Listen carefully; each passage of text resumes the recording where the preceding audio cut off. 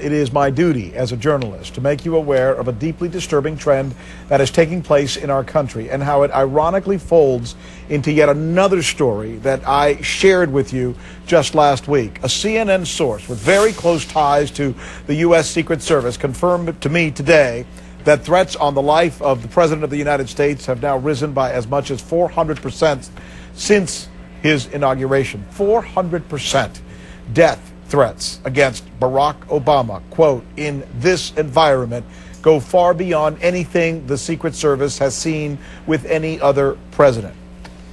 Now, I need to have you keep in mind today, as we add details to this story of what we're going to share with you here, I want to take you back 11 days ago when Mr. Obama visited Phoenix, Arizona.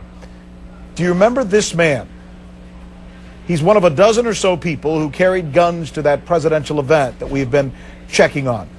You may remember that we heard him say on camera that he's prepared to resort to forceful resistance against the Obama administration. Now, today, I want to tell you about the church that man attends. And in particular, I'm going to play for you parts of the sermon that were delivered from the pulpit on the very day before the president arrived in Phoenix, Arizona. This is important. This, my friends, I believe you'll agree, is chilling. I don't want to preach this sermon, and you've probably never heard a sermon like this before. Actually, you probably have if you've been coming to church here for a while. But you know what? Here's my sermon. Why I hate Barack Obama. That's my sermon tonight. Because, Barack Obama's coming to town tomorrow morning. Barack Obama is coming to town. And he's going to be here tomorrow morning. Who knew that he was coming to town? I didn't know. I just found out recently. With his health care and everything like this. And I'm going to tell you something.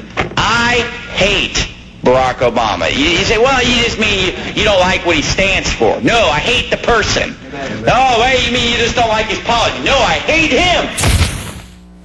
There is more, and it is much worse. First, I want you to know the voice you heard there was that of Pastor Stephen Anderson of the Faithful Word Baptist Church in Tempe, Arizona. On the day before the president's visit, Mr. Anderson told his parishioners that he hates Barack Obama and wants him dead.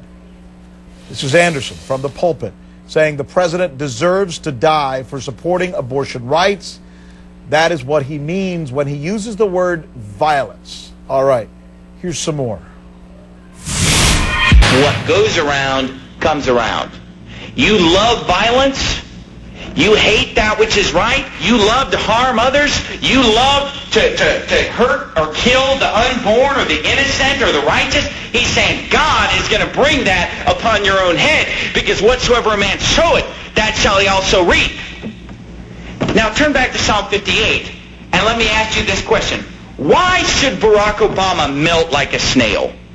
Why should Barack Obama die like the untimely birth of a woman? Why should his children be fatherless and his wife a widow, as we read in this passage? Well, I'll tell you why. Because since Barack Obama thinks it's okay to use a salty solution, right, to abort the unborn, because that's how abortions are done, my friend, using salt. And I'd like to see Barack Obama melt like a snail tonight.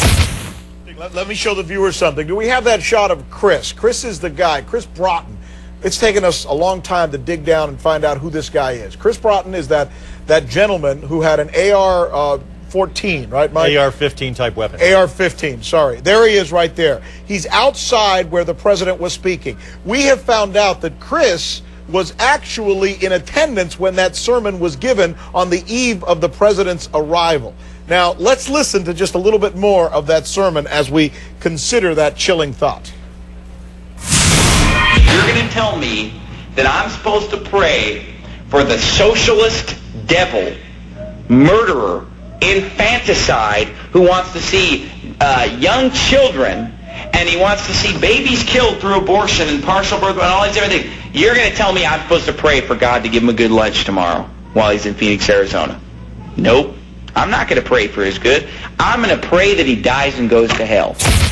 And by the way, I should add once again that I've reached out to the pastor today. He's agreed that he will join us. He will talk to me on this show. most likely either over the weekend or Monday, was not able to do so today because we want to reach out to him.